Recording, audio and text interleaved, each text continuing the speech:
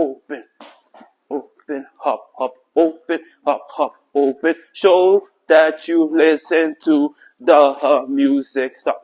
So your hop, hop, close, that's one of the base of top rock also. So it's basically knowing every time you see a person go dance, you'll see them do a quick small dance in between before to show you that they are listening to the music and they're going on top of the beat.